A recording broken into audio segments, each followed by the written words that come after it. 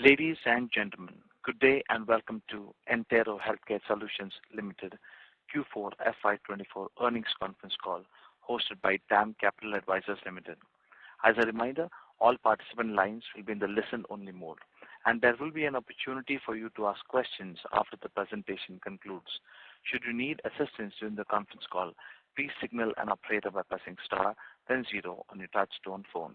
Please note that this conference is being recorded. I now hand the conference over to Mr. Nitin Agarwal from DAM Capital Advisors Limited. Thank you, and over to you, Mr. Agarwal. Thank you. Hi, good afternoon, everyone, and a very warm welcome to Entero Healthcare Solutions Limited Q4 FY24 and full year results earnings call hosted by DAM Capital Advisors Limited. On the call today, we have representing Entero Healthcare Solutions, the management team comprising of Mr. Prabhat Agarwal, Managing Director and CEO, Mr. Prem Sethi, Full-time Director and CEO, and Mr. C.V. Ram, CFO. I will hand over the call to the management team to make the opening comments, and then we'll open the floor for questions. Please go ahead, sir. Well, thank you. Thank you, Nitin, so much for making the introductions. And good evening, everyone. And thank you for joining our conference call to discuss the operational and financial performance for Q4 as well as for full year financial year 2024. On this call, I am joined by Prem, Full-time Director, CEO and co-founder of the company, Mr. C.V. Ram, Group CFO, and also our colleagues from SGA, our Investor Relations Advisors.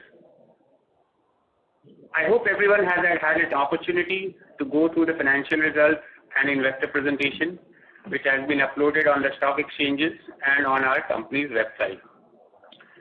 I shall provide a brief introduction to our company, along with the key operational highlights, after which Prem will take you through our acquisition growth strategy, and Ram will delve into our financial performance. Just to recap briefly, Entero Healthcare Solutions Limited has swiftly emerged as one of India's largest and fastest growing healthcare products distribution platforms. Our vision is to create an organized, pan-India, technology-driven and integrated healthcare products distribution network that adds value to the entire healthcare ecosystem. Our growth strategy has been twofold: organic expansion and strategic acquisitions.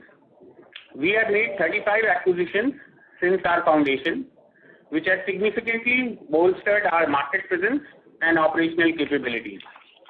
Additionally, yesterday we announced 3 more acquisitions which were approved by the Board of Directors. Since our inception 6 years ago, Entero has rapidly expanded its footprint across India. As of March 31, 2024, we operate 79 warehouses spread across 39 cities, serving over 86,300 retail pharmacies and 3,500 hospitals. This gives us the widest customer reach in the entire country. Our extensive network includes relationships with more than 2,000 healthcare product manufacturers, giving us access to over 68,900 stock keeping units.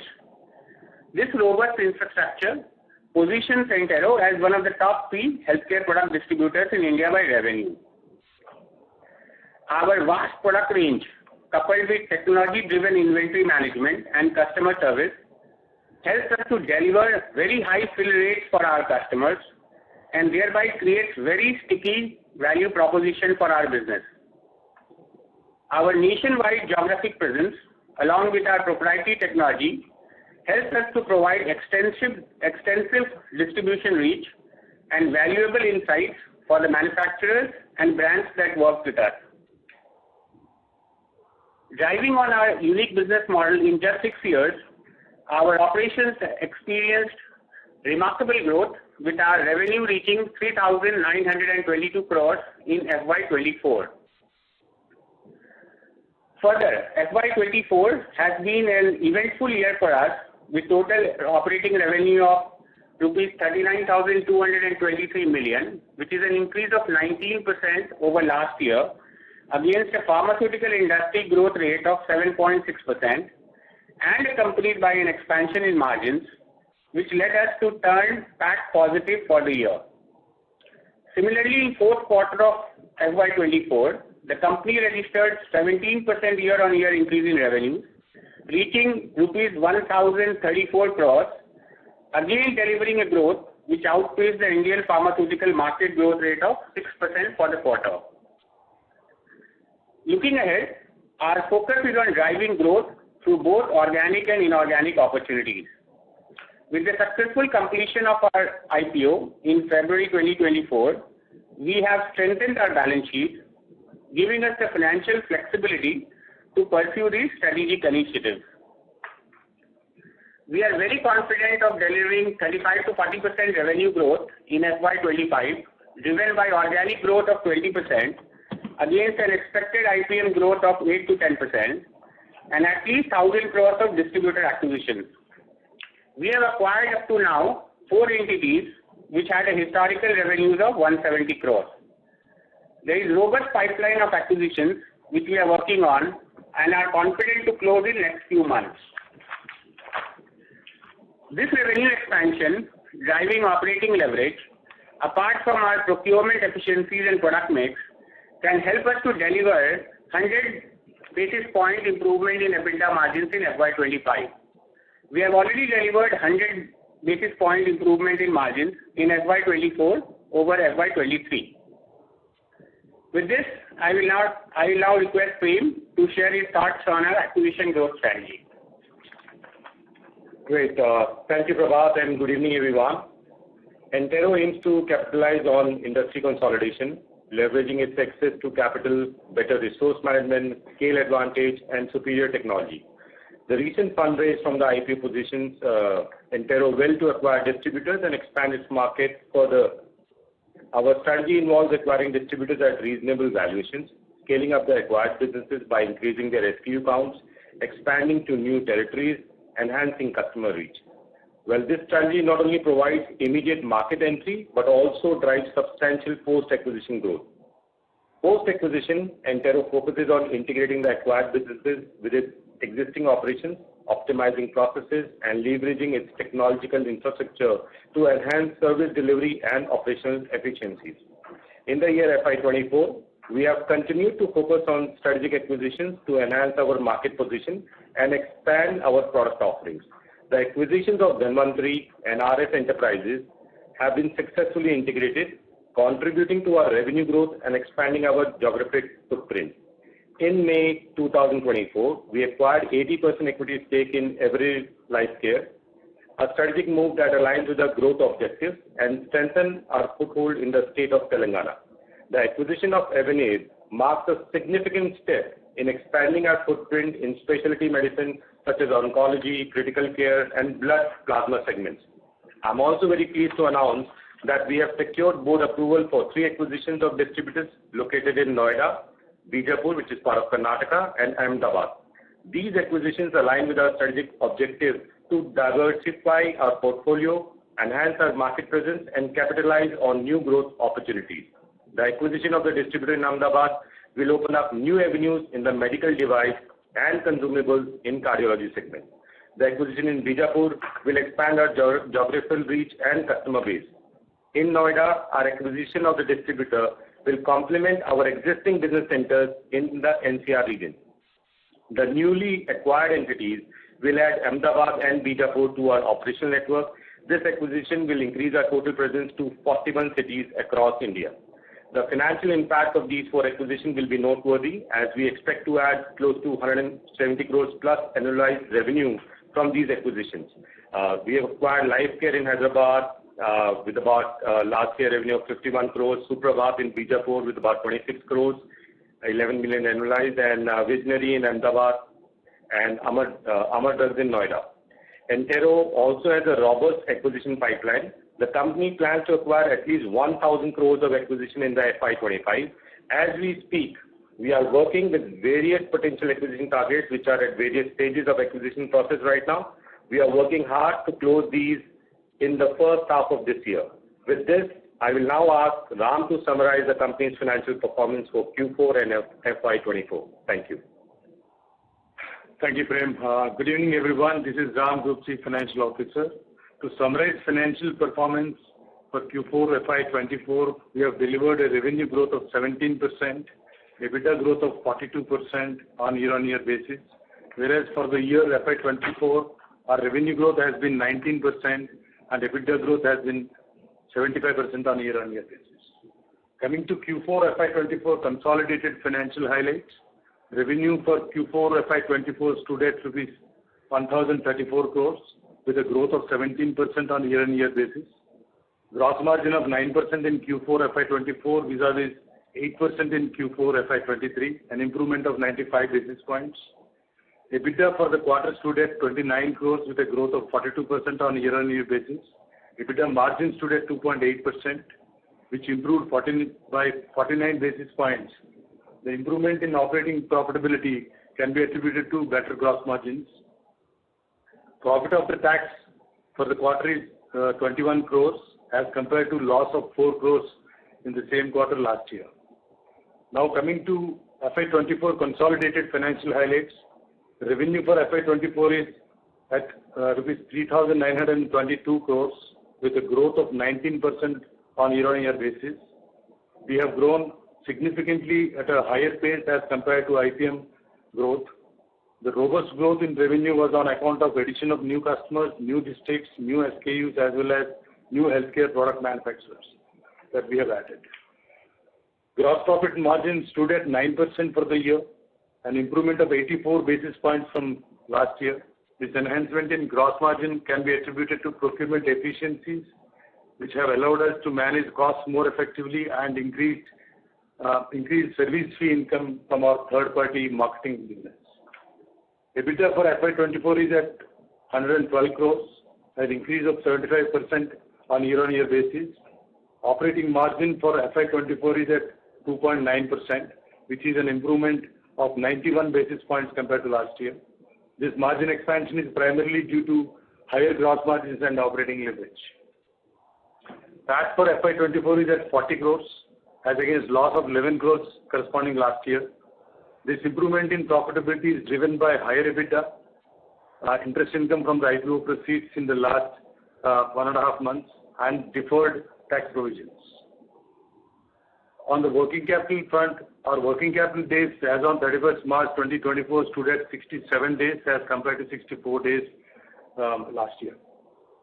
During FY24, we have witnessed a strong improvement in our return profile of the company with a normalized ROCE improving from 6.1% to 10.2%, whereas our normalized return on equity improved to 6% from a negative last year. With this, I would like to conclude the presentation and open the floor for question and answers. Thank you. We will now begin the question and answer session. Anyone who wishes to ask a question may press star and one on your touchtone telephone. If you wish to remove yourself from the question queue, you may press star and two. Participants are requested to use handsets while asking a question. Ladies and gentlemen, we will wait for a moment while the question queue assembles. The first question comes from the line of Gautam Gosar with Monarch AIF. Please go ahead. Hi, sir. Thank you for the opportunity. I have only one question on working capital. So, sir, your net working capital days is around 73 to 74 days, which was around 67, 68 days last year. So, sir, any reason why these working capital days have gone up? So, if you calculate your working capital on annualized basis, it will look higher. But if you just look at the quarter 4, numbers, using quarter 4 revenues, then our working capital is around 64 days. Because there is a significant scale-up of revenues from quarter 1 to quarter 4, and part of the acquisitions that were done during the year, whose entire working capital has been consolidated in financials, but entire year revenues have not been consolidated. That has also led to an increase in number of days on a consolidated basis. Yeah, sir, but this year we have not done many acquisitions in FY24. Then too, our working capital has gone up. So I didn't understand any reason for that going up. See, the two acquisitions that happened in FY24, that happened towards the second half of the year, right? So, only partial revenues could be consolidated. Okay, understood. And in the presentation, you've given a working capital as 67 days. but that includes, you calculated including GST. If you exclude GST, it's a 73, 74 days number. So why, including GST, you've calculated the working capital? Is there any comment on that? Yeah, the GST, is the receivables and payables. If you look at it, includes GST. So, to have the standardized practice, we have been doing this for the past 1 year in terms of adding the GST to the revenue. That gives the correct picture. The receivables and payables include the GST component as well in the working capital. Okay. And sir, also one more thing on working capital. So out of the 951 crores you've raised from the IPO, you've already utilized around 158 crores, if I'm not wrong, already in the working capital. So, sir, could you highlight like where this working capital has gone? Because organically also we've not, we don't require that much working capital, and inorganic acquisitions also weren't much in FY24. So, sir, where have you utilized this 158 crores? Yeah. So this amount we have used for the purchasing of material, goods during the after IPO, that is after February 16 till 31st March, so that we have better utilized those funds for the purchase of bills in terms of goods, in terms of working reduction on working capital there, in terms of then while the collections has reduced our working capital limits. That is what you can see in the reduction in the debt for us. So that has resulted in the interest cost optimization as well for that 1.5 months. So basically, we have utilized it for the working capital for the current month. At the same time, the collections that we have used to reduce the debt. Okay. Understood. Yeah. That's it, sir. Thank you so much. It's not over and above the working capital that we already have. That's what I mean. Okay. Yeah. Thank you. Thank you. Next question comes from the line of Chintan Seth with Girik Capital. Please go ahead. Thank you, and congratulations on the successful IPO and a good set of numbers. Hope I'm audible. Yeah. Yeah. Thank you. So basically, I was just looking at the full year numbers, the 100 basis point improvement in EBITDA margin, which we have seen. Large part of it has come from the gross margin improvement, right? 90 basis point improvement we have seen in improving gross margins. But despite 18-19% revenue growth, our OpEx has kind of stayed flat, be it employee cost or other operating expenses, where we have not able to see the leverage which one would have expected with the growth in revenue.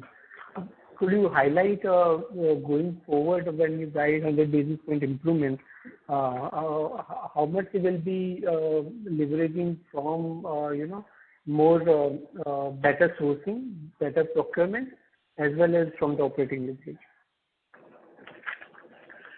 So, going forward, because in the next year or FY25, we are expecting a significant revenue expansion, right? Because both last year, large part of the growth was organically driven, right? Inorganic component was very small.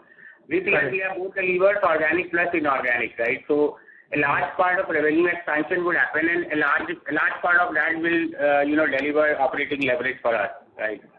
So in this year, as I guided in the beginning of the call, that we are looking at 100 bps improvement again in this year over last year.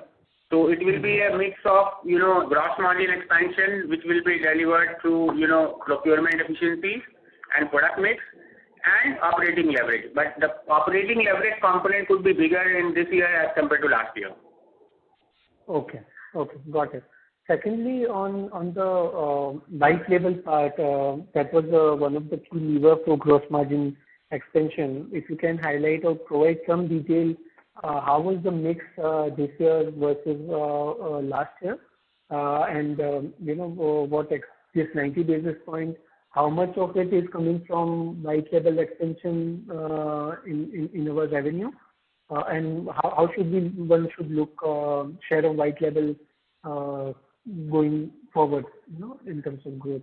So see, white label has never been a very major contributor to gross margin expansion historically also, and we haven't guided that, white label would be the big contributor of that, right? Our product mix is driven by, those products which inherently gives more margin. For example, consumables or, medical devices which carry gross margins which are 1.5 to 2 times of pharma gross margins, right? Correct. So when I speak of product mix, it's not only private label, it includes, moving the product mix towards, higher gross margin products which are, let's say non-pharma category.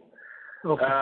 That's the last part, and that journey is continuous. This year, for example, the acquisition that we did, Visionary in Ahmedabad, Visionary Healthcare is primarily, medical device distributor, right? So, that category typically enjoys 1.5 to 2 times of pharma gross margins. So these kind of acquisitions and these kind of organic initiatives from our side would help us to expand gross margins further. Sure. And last on the 1,000 crore revenue, inorganic revenue addition, what is the outlay we are planning to spend on expanding that growth? So typically, we have guided that, based on historical averages, if we look at, typically our enterprise value is like 1/4 of the revenue, right? So you can expect, 250 to 300 crores enterprise value for 1,000 crore of revenue in that ballpark range.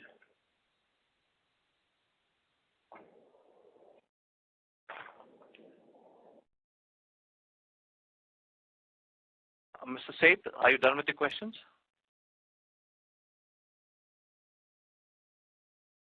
Mr. Seth, are you done with your questions?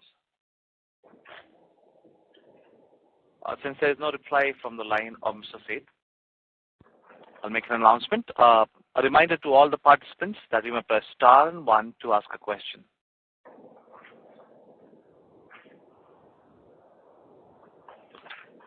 Once again, a reminder to all the participants that you may press star and 1 to ask a question.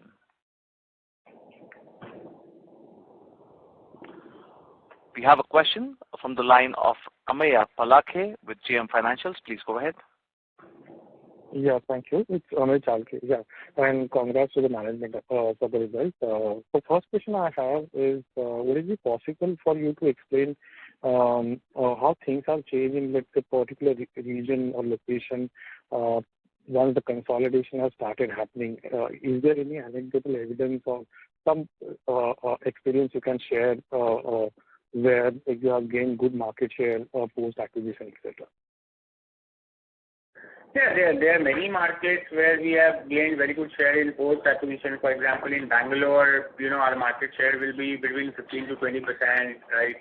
In Vizag, our market share will be in double digit. In Cochin, our market share will be in double digit. In Goa, our market share will be in double digit. So there are many markets where, we now have a significant market share in that territory. And what do you think would be the scope for you to keep gaining market share in these regions? Like, do we have to keep acquiring more distributors, or organically itself we can keep gaining market share as well? So as I told you, that, our organic growth target is 20%. The market is not going to grow by 20%, right? So market is going to grow probably half of it. So naturally the additional delta 10% growth is going to come from, gaining market share only. And our market share gains are basically driven by our unique value proposition, which is for our customers, which is a very wide product range and delivered to the customers, at a very conveniently 3 times, 4 times during the day, right? So, naturally it gives a very sticky value proposition for us because the customers, they want, the entire basket at one place and, and delivered in time. And that's how, most of these, even, quick commerce businesses or any businesses are being built, where, you get a good product range and a certain timely delivery. Sure. The second question I have is on the 1,000 crore target we have in mind for the inorganic thing. What would be the execution risk related to the inorganic route? What things could basically delay some of these acquisitions? And what will be our second plan for time? So, we have enough pool of targets to acquire, so it's not that we are relying on few targets to meet those, 1,000 crore targets, right? So we have ample pipeline available. And, the market conditions are such that, we are one of the few buyers who are ready to buy a distribution business. And there are many people who are feeling the heat and, either because of business pressures or because of succession issues, they are willing to transact. And we don't see that changing in near term. Maybe I'll ask Prem to, kind of add to it. Sure. Thanks, Prabhat. So we don't, we have a very robust pipeline, as Prabhat mentioned. That means in every single micro market that we are currently looking at acquiring, we are talking to multiple partners in a similar micro market, right? So even if, one transaction or one particular deal, doesn't happen, we have alternates, plan B, plan C, available in the same micro market to actually go ahead and then conclude on those transactions. So we have a fairly decent numbers as well as, micro market targets available, which is what we said that we are very confident of doing about 1,000 crore plus acquisition within, next few months. Sure. And the last thing on the chart which you have shown, where the India map is there, the locations I believe are related to warehouses, etc. So in Maharashtra in particular, we see only present in Mumbai. So is there a good scope for you to grow in Maharashtra? Is that how we should see it, or like? Yes, why not? Because the locations on the map is only where we have physical warehouses. So we have now physical warehouses in 39 cities. Even though we are from those 39 cities, we are, supplying in 540 odd districts in India, right? So these are only supply hubs. These are not necessarily only the places where we are serving customers. We are serving customers in much wider geographic area. So, in Maharashtra, for example, we would want more centers to be open. We are exploring in Pune, in Nashik, in Aurangabad, Jalgaon, various other micro markets. Sure. Got it. Thank you so much. Thank you. Next question comes from the line of Chintan Seth with Kirit Capital. Please go ahead. Yes, thank you. Sorry, it was my line got disconnected. So you mentioned EV of 250 to 300 crore. That's the target for 1,000 crore kind of addition, right? Yeah, in ballpark, yes. Yes. Okay, got it. And in terms of to bring this 1,000 odd crore of revenue, how much working capital which will get blocked incrementally for us? If you can just run us through how working capital will shape up with the kind of growth we are investing going forward. So when we said 300 crores of enterprise value, that includes the working capital that comes along with 1,000 crores of revenue. Okay. It includes that. Okay. But typically it won't materially change the working capital structure as we have currently. Because the product. Repeat the last part, please. So I'm saying whether that can change the working capital, profile of our company materially. So we are, as of now we are at 60-65 days, right? So more or less these acquisitions are in that ballpark range only. Because what is happening is, like you mentioned in your earlier remarks, that the acquisition happened at the end, second of the period where your working capital was booked for that acquired assets fully, while the revenue recognized was for the partial period, right? And that the profile, the similar effects can happen. That is determined by the timing of acquisition, right? So if you do more at the end of the year, you will have an impact on the closing working capital reported. But it's a timing thing. Correct. It will normalize over the next few quarters, right? Thank you. Mr. Seth, we request you to please join back the queue for more questions. Next question comes from the line of Tushar Sarda from Athena Investments. Please go ahead. Yeah, thank you. Thank you for the opportunity. Since your strategy is acquisition-led, I had two questions related to that. One is, what price do you pay for this acquisition as multiple of sales or profit? What is the payback period? And how do you account for the acquisition cost in the P&L? Over what period do you write off? And then related to this is, how does the economics work for you? Do you see a jump in gross margin because you are a much larger organization? So if you can throw some light on this aspect, that would be helpful. Thank you. So, I had kind of explained the acquisition economics in part of my roadshow also, and maybe even in our last investor call, right? So, first of all, we should not say that our strategy is acquisition-led. I would say that, acquisition is a means to achieve a all-India presence, okay? Is a means to achieve a wide product segment, wide customer base. So, that's not the end. Acquisition gives us a market entry and a wider customer base, a wider product segment base on which we want to create a pan-India distribution platform, right? So, now coming to, using inorganic to do that,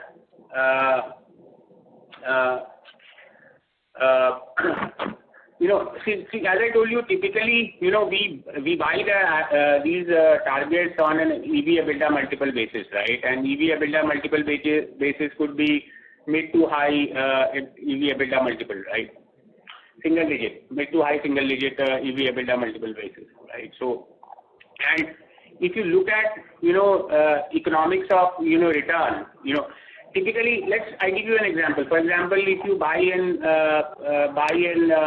distributor whose sales is, for example, 100 rupees, right? And let's say he's making, 4 rupees of EBITDA, for example, or 5 rupees of EBITDA. Let's use, for example, 4 rupees of EBITDA. Even if we value him at 6 times or 7 times, let's say 6 times, then we will be like 24 rupees of enterprise value, right? To run a 100 rupee business, he would have definitely employed 15 to 16 rupees of working capital. So we are paying 24 rupees to acquire a revenue of 100 rupees, which will deliver us an EBITDA of 4 rupees, and along with it, we are also getting 16 rupees of working capital. So the goodwill, the intangible part that we are paying is around 8 rupees, right? And if we, even if we don't do much with the business and the business continues to deliver only 4 rupees, we will get back our money in 2 years, right? And if we grow the business the way we have grown our business historically, where we had a very high organic growth rate, it can come in less than 2 years, the entire goodwill amount, the intangible amount. Okay. And how do you account for the acquisition cost? Do you write it off over a period of time? What is your policy on that? You mean the diligence costs and all? Diligence costs? No. The goodwill which you pay. Are you carrying it in the books or you write it off over a period? We do carry in the books and then it will be tested for impairment at every close. Okay. So versus, organically growing, if you were to grow organically, you would have incurred costs, which would have been expense, right? So these acquisition costs are not getting expense. Yeah, so if you would have taken, first of all, you would have taken a much longer year to grow organically up to that size. You would have might incur some operating losses in the first few years at the time when you are building it up, right? So the goodwill premium that you pay is basically to take care of that. No, that I understand. I'm just saying expensing out that goodwill premium because it's ultimately a cost of building business organically versus acquiring inorganically, right? Right. So it will be in the balance sheet. I think we are carrying 190 crores. 190 crores as of March, yes. Yeah. So what I'm saying is 190 crores of goodwill we have paid, and on that we have built 4,000 crore of business. Yeah, I understand that. What I'm saying is that it shouldn't be written off over a period of time, over 3 years, 5 years, over some time, because it's kind of cost of building a business organic versus inorganic. It's a cost of building the business. Yeah, we are following the accounting standards. I think that permits only for the goodwill to test for impairment for the future growth, and that we test it at every balance sheet date, and then we carry that. There is no option to. Okay, thanks a lot. Thank you. Next question comes from the line of Jay Shah with OHM Portfolio Equity Research Private Limited. Please go ahead. Hi. Thanks for the opportunity. Am I audible? Yes, you are a little feeble though. Hello, is it better? Yeah, go ahead, please. Yeah, again, going back to the acquisition economics, how do you relate it in terms of price to book? And my issue is that, while you say that the payback period is 2.5 years, it is not visible on your ROE and ROCE. So what are we missing out? I'm not able to understand your calculations. Can you elaborate? My first question is, when you do these purchases on EV EBITDA, what do you pay in terms of price to book value? Book value in the sense the investment value? Yeah, of the acquired company. So that's what I said. No, we are paying a goodwill over the asset value, right? So the asset we are putting in our books, and goodwill also we are recording in our balance sheet. Yeah, but let's say you bought a company which had a revenue of 100, EBITDA of 4, and a balance sheet size or gross block of whatever 20, 30, because that could be just the office, or you don't buy their offices and stores because we don't buy these land and buildings and all those kind of things. We only take over the operational assets, which is working capital, and some computers and all those kind of stuff. Oh, I see. Okay, so you're not buying out the whole company, you're only buying out the working capital and the investment from the company. Yeah. If the owner was operating on his own land and building, we would not buy the land and building, we would rent it from him. I see. Okay, so that is clear. And my second part of the question is on if a payback period is 2 to 2.5 years, why is it not showing up in your ROEs and ROCE, which are in single digit? No, so at an operating level, for example, as I told you, in our books there is 190 crores of goodwill, right?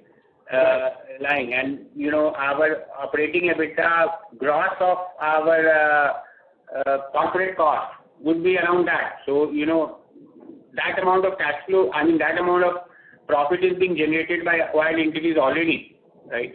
But we have a corporate cost on top of it, which dilutes their operating profit to an extent. Our corporate cost is close to 1% right now, and so that gets deducted from the operating margins of the subsidiaries. No, that I can understand in terms of margins. So when you look at return on investment, I'm saying you have not bought any assets, you have only bought the business.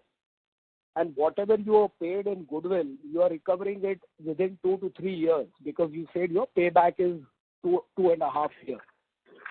In that case, your return ratio should have been much more stronger and visible. When I'm saying 2 to 2, I'm talking about 2 to 2.5 years to get back the goodwill part. The net working capital stay invested, no?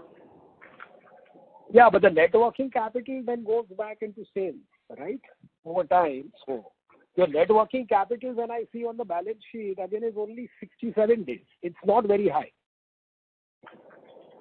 So we are calculating, Ram, why don't you explaining the formula, how we calculate our return ratios? Yeah, return on investment, return on capital employed is the same formula which is standard in terms of equity plus debt that we have deployed, right? So, and undeployed money we are not considering there, and which is at 10.2% at present. We consider the PBT plus the interest cost for the EBLD. No, I understand the accounting standards. Anyway, I think I'll make a request and perhaps take this offline. Thank you very much. Yeah, please connect offline and we can see where the disconnect coming from. Yeah, thank you. Thank you. Next question comes from the line of Dhruv Shah with Ambika FinCap. Please go ahead. Yeah, hi. Thank you for the opportunity. Team, I have one question pertaining to we had tied up with Roche for marketing, distributing their four nephrology drugs. Can you say what's the status and is any other such kind of pipeline? Do we have such products in the pipeline? Because this would be a higher margin products for us, right? So we have two contracts like that, which is currently in operation. One is, of course, the Roche one, and another is with Abbott. Those two are continuing while we are working on with other similar propositions with other companies, but others have not been concluded yet. And ideally, this would be a high margin products for us. Yeah, the gross margins for this will be higher. Better.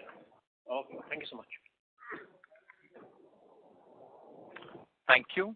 Our next question comes from the line of Alok Dalal with Jefferies India Private Limited. Please go ahead. Yes. Good afternoon, everyone. 2-3 questions. So first is on the EBITDA margin guidance of 100 basis points. So Prabhat, this will be on the reported EBITDA margin of 2.8%, right? Or this is a pro forma number? No, reported. Okay. And with this kind of margin improvement, should one look at mid-teens kind of ROCs for FY25? I think yes, should be. We haven't done the calculation, but it should be. Okay. And Prabhat, what is the current sales force that goes to retailers and asks for business? And how does the overall sales force expand based on the organic growth that you are targeting?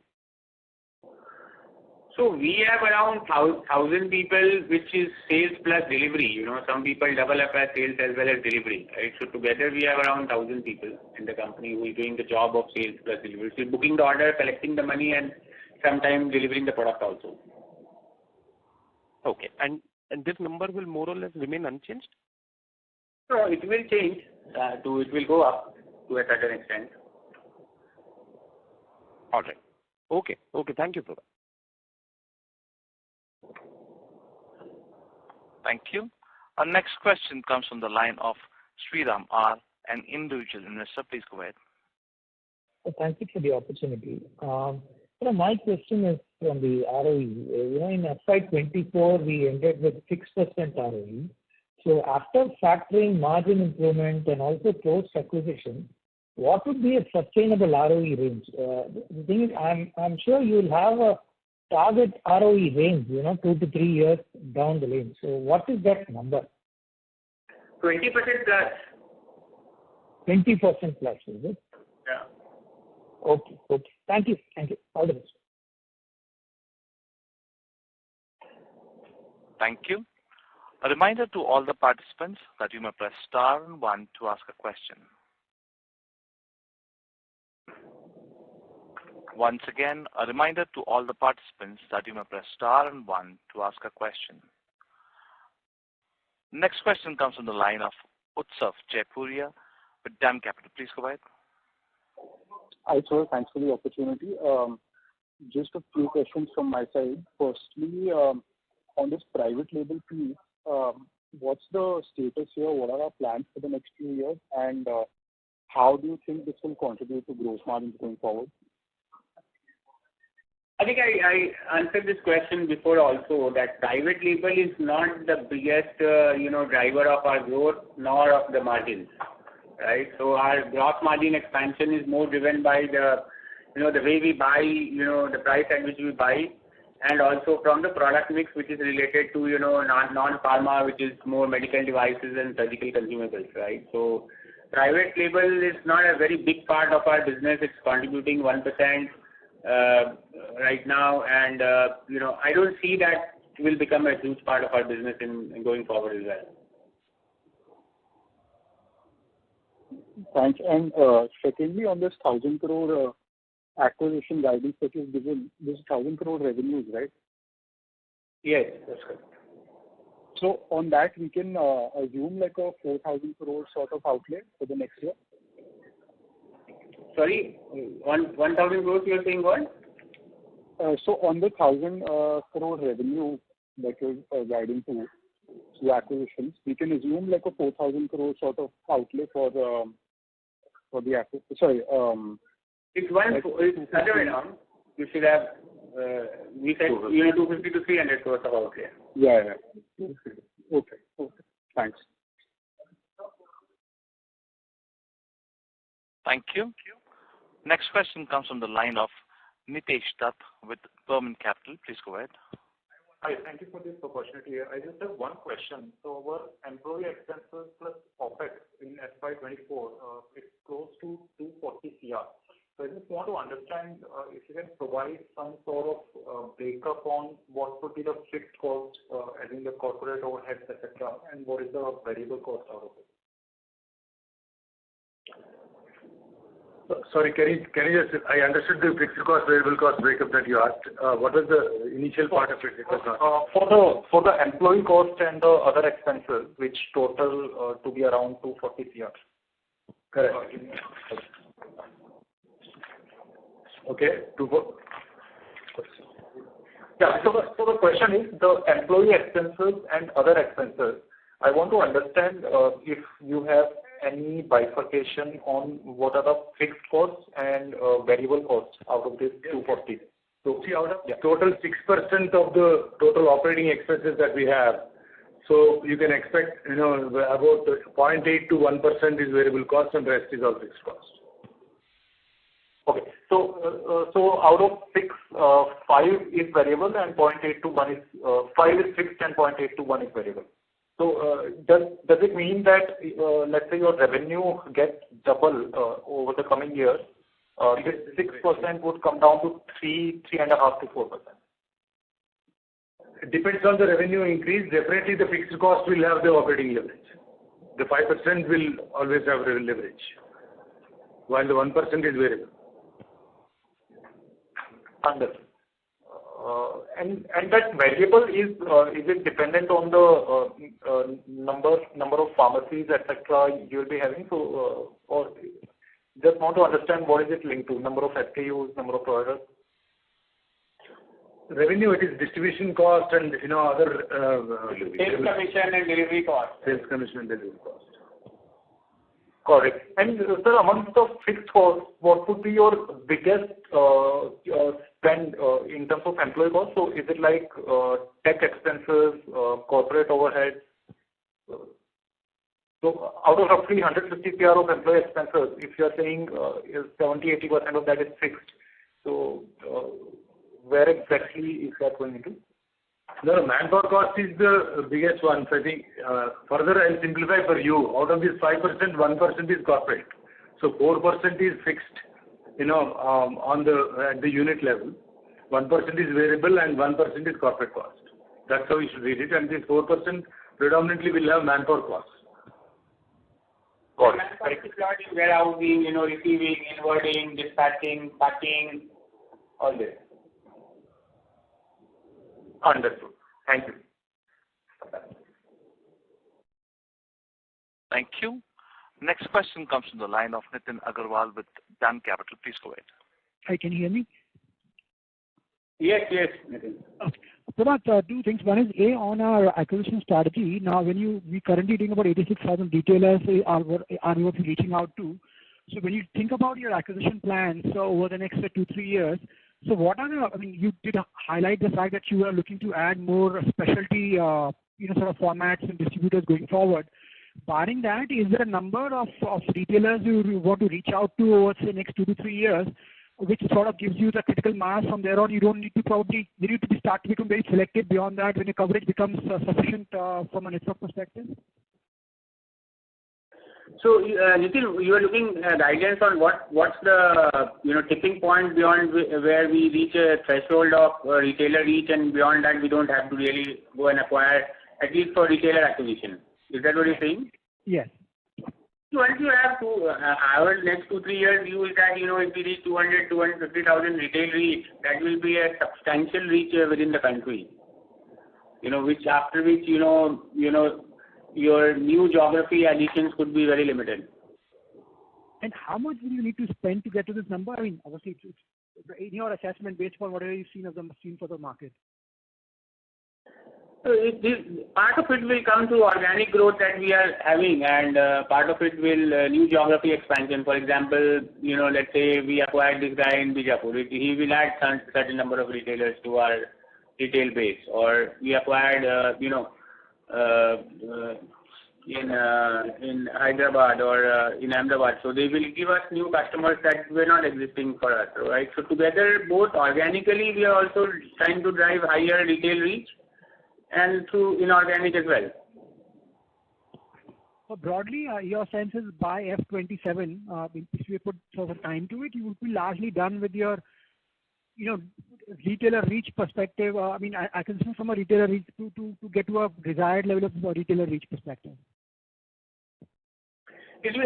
More than I think it's more than the timing, it's the number of retailers, right? So, for example, somebody asked question on today that, in Maharashtra we have only in Mumbai, right? So from Mumbai we are only reaching out to a limited number of retailers in Maharashtra. So, if we open more branches, acquire more entities within Maharashtra, our retailer reach will grow up significantly. But beyond the point, you would be able to service additional retailers from those supply points only, right? You won't need to go to, we won't need to keep on acquiring to reach every large retailer in the country. And secondly, how much of our business currently is coming from trade generics, or is there and do you see that proportion increasing for you? This proportion is insignificant right now for us. Trade generic is not a substantial part of our business today. But this is a growth area. We are seeing good traction in that business. So, even some of our acquisition strategy could also be to acquire certain of those distributors. And last, if I can, as you keep increasing in scale, do you have you in your experience over the years, have you seen that increases your ability to take higher gross margins from the manufacturer? Yes. Yes. And this is in lieu of what? What do you provide them? Is there something that you more that ability to any services our ability to provide certain sort of services increases with the increase primarily two, three things. One is data, and the second is ability to give them higher growth. Okay. And is there a number that we can put to it in terms of, as you get scale, what is the incremental amount of gross margins that you can probably start to achieve on some of your on an overall basis on this account, just on the benefit of scale? I wouldn't guide right now on what could be the incremental margin impact coming from that initiative only, because I've given an overall guidance on gross margin expansion, and part of that gross margin expansion is coming through this only. Okay, got it. Thank you so much. Thank you. Our next question comes from the line of Nitesh Dutt with Burman Capital. Please go ahead. Hi, just to follow up on my previous question regarding fixed versus variable cost. So if I look at FY24 versus 23, our total revenue has gone up by 19% and the employee plus other expenses has gone up by 18%. So you mentioned that fixed cost is roughly 80-90%. So two questions here. One, why is the leverage not visible yet in historic 1-2 year numbers? And second, under what circumstances in future do you expect the leverage to come through? Yeah, so this leverage is visible actually if we see, I think last year to current year, you see a lesser visibility here because we have done, Q4 reflects the total revenue reflects, only in a part of the acquisitions that we did, whereas you have the costs that have come in. Only 20 bits of, improvement that has been visible in the current year, but in the previous years, if you see, we were at 7.4%. We came down to 6.2 to now 6.1. So that is a trajectory on the total operating expenditure, including unit level and corporate level. Got it. And going forward, you expect leverage to play out from FY25 onwards, right? Definitely, because of the inorganic growth will directly result into this corporate cost, will dial in the leverage there. And also, most of our cost is fixed, as I mentioned, 4%, which includes predominantly the staff costs and admin costs on the ground. So they will definitely dial in the leverage. All right. Thank you. Ladies and gentlemen, that was the last question for today. We have reached the end of question and answer session. I would now like to hand the conference over to the management for closing comments. Well, thank you very much, everyone, for joining this call. I hope we have been able to address all your queries. As I said in the call, we remain extremely confident about the future financial performance of the company, and we thank you for your interest. We also thank, our investor relations, advisors, strategy growth advisors, and we request you, if you need further information, kindly get in touch with them. Thank you once again, and have a great day. Thank you. Thank you very much. Good day, everyone. Thank you. Thank you. On behalf of DAM Capital Advisors Limited, that concludes this conference. Thank you for joining us. You may now disconnect.